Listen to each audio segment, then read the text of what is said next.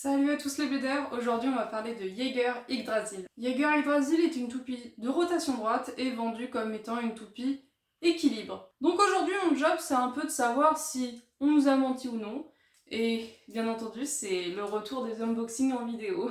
Pour la curiosité, je l'ai trouvée sur eBay. Je l'ai achetée directement du Japon, elle a été importée depuis le Japon, je l'ai reçue en 3 jours et je l'ai payée 25 €.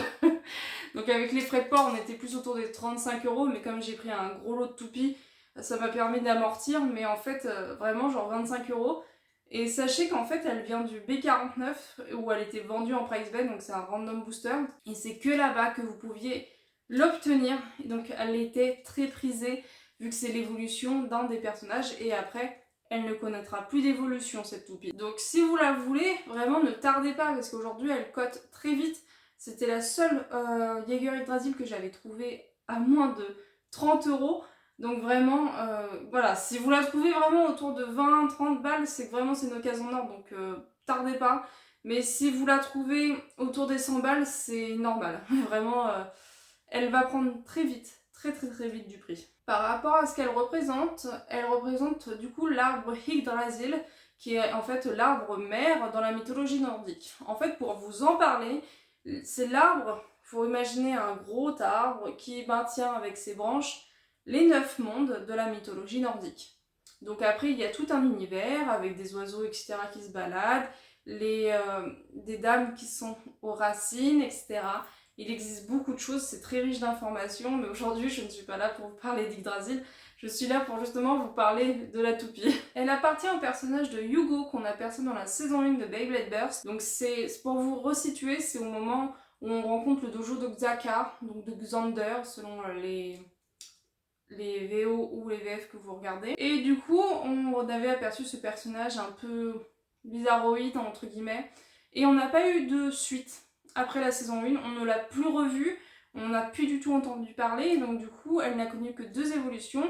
Donc Yggdrasil Rinjiro, qui était donc la single layer, et du coup la dual layer, qui est Jaeger Yggdrasil. Elle a connu 3 apparitions, donc si vous voulez vous procurer Jaeger Yggdrasil, vous avez maximum 3 chances, et encore, son coloris original, donc le vert, est disponible que dans le B49, donc le volume 3 des Random Boosters. Après, vous avez la chance de le rencontrer dans le Random Layer volume 5, où c'est la deuxième toupie du lot, donc c'est pas la Price Bay du coup, et vous pouvez la retrouver en couleur jaune. Vous pouvez retrouver le layer dans le B95, qui est donc du volume 8, et du coup le layer est bleu. Et d'ailleurs, la price bay de ce random booster était Regulus, Shelter Regulus. Allez, sans plus tarder, on va analyser toutes ces pièces de manière un peu plus approfondie. Voici la première version d'Yggdrasil. Yggdrasil Ring Jiro, sortie du coup sous les single layers. Et voici maintenant son évolution, donc Jaeger Yggdrasil Gravity Yielding. On a quand même une sacrée évolution puisqu'on change vraiment la forme globale, tout en gardant bien entendu ses facettes sur le côté et quelque chose de très central au milieu. Mais on a quand même une sacrée évolution de forme et surtout de combo. Layer à rotation droite, possédant 4 dents parfaitement identiques, ce qui lui offre une résistance au burst peu élevée comparée aux autres toupies de sa saison. Son layer possède 6 lames offensives sur le côté. Donc on en voit par exemple une ici, une l'autre là, là, et celle-là qui est ici. Et elles sont de différentes hauteurs et en symétrie parfaite avec son autre côté. Cet ensemble de 3 est répété là, et cet ensemble de 3 est répété ici. En réalité, il s'agit de la même combinaison de lames, donc par exemple si on prend ces 3 lames-là, elles sont répétées un total de 4 fois sur tout l'ensemble du layer. En réalité, ces lames ont une double fonction. Comme le layer tourne à rotation droite, l'adversaire va d'abord coulisser sur la première rangée, et ensuite se prendre de plein fouet la deuxième rangée. La première aura un système beaucoup plus efficace pour faire glisser et ramener sur l'autre rangée, qui sera du coup beaucoup plus offensive. Malgré tout, c'est un layer qui a été commercialisé à but équilibre. Mais personnellement, je trouve qu'il n'est sans rappeler toutes les aspérités qu'offre un layer de type défense. Il a quand même certains points d'accroche qui lui permettront d'être plus répondant en cas de contact. Et je pense que c'est vraiment plus efficace dans un type défense que plutôt dans un type équilibre. De plus, ses côtés sont vraiment peu lisses, ce qui favorise vraiment pas l'aérodynamisme de sa toupie. Malgré tout, grâce à sa faible hauteur, on aura quand même une bonne rotation, mais cependant bien moins efficace. Le disque Gravity, on retrouve un total de 9 fois sous Takaratomi, et on le retrouve la première fois dans le B36 du Rising Ragnarok Gravity Revolve. C'est un disque assez équilibré qui va favoriser le poids vers le centre du layer, donc ainsi favoriser l'inertie de sa toupie. Le poids étant dirigé plutôt vers le centre, cela favorise l'aspect défensif de la toupie et non son endurance. Donc ça confirme un petit peu que pour le moment nous avons plutôt un combo à type défensif. Le driver Yielding est disponible la première fois sous ce combo là, donc avec ce random booster là, et apparaît un total de 3 fois sous ce random booster. Malgré tout, il reste disponible 8 fois sous Takaratomi. Il s'agit d'un driver avec une large pointe en caoutchouc finissant en pointe fine. Ce type de forme est censé avantager l'endurance de la toupie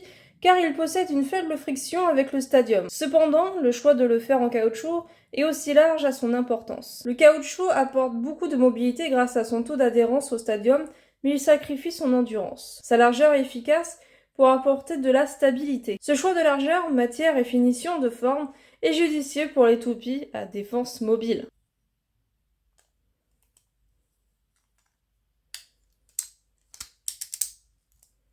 Pour les phases de test, je vais faire combattre Jaeger Yggdrasil contre Unicorno, Victory Valkyrie et Lost Longinus. On va commencer du coup contre Unicorno. Unicorn est une toupie assez mobile, donc je me suis dit que c'était un bon choix, surtout que dans l'animé ils sont dans la même équipe. Donc je me suis dit que ça pouvait le faire pour des battles. Là on peut voir que Unicorn se déstabilise, j'arrive plus à parler, assez facilement, et on peut voir qu'on commence à apercevoir le gros défaut de Yielding, c'est-à-dire en fait elle vient à pencher au fur et à mesure. Pour autant la toupie a l'air de garder son équilibre global.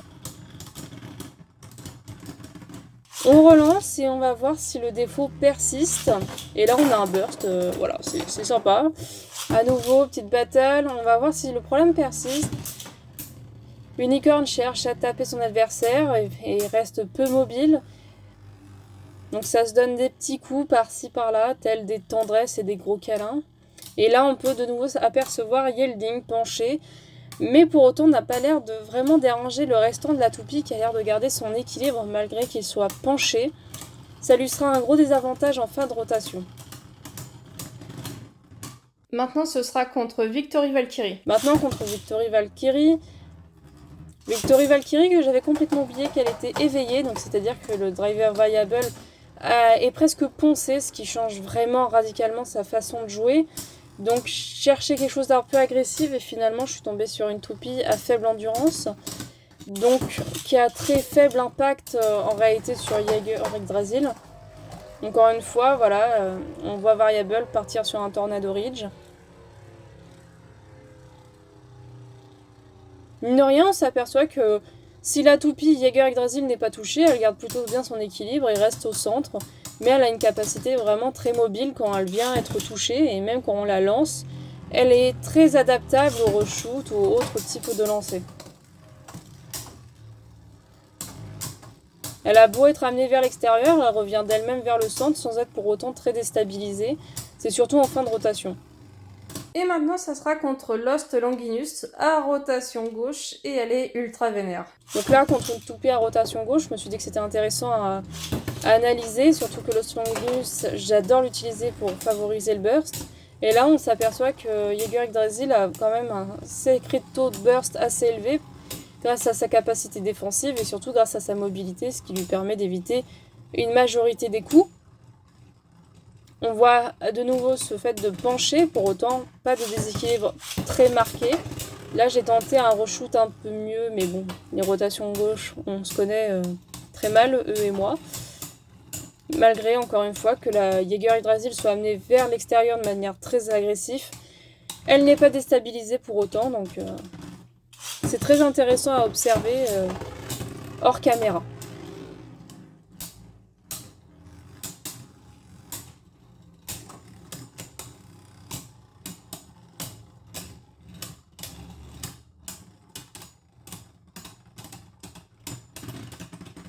Voilà, c'est la conclusion. J'espère que les tests, etc., vous avez tout compris.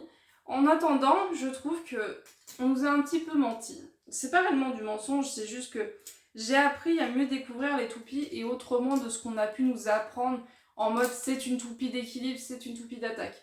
Je ne veux plus de ça sur ma chaîne, je ne veux plus qu'on parle simplement d'une toupie en fonction de son type, mais plutôt en fonction de ce qu'elle peut apporter pièce par pièce. Sa combinaison de pièces lui procure plus de stabilité et du coup un côté un peu plus offensif, surtout au niveau de son layer. Et en plus de ça, du coup son driver étant un peu plus mobile grâce à son caoutchouc, grâce à sa matière, ça va favoriser vraiment ce côté défense mobile qui lui sera beaucoup plus favorable comme on a vu dans les battles. Sur ce, j'espère que cette vidéo unboxing vous a plu, donc j'espère que vous êtes contents comme moi de revoir le retour des unboxings en vidéo. Voilà, on change un peu de format comparé à ce que je faisais avant, j'espère que ce format vous plaira. N'hésitez pas à me dire ce que vous en pensez en commentaire bien entendu.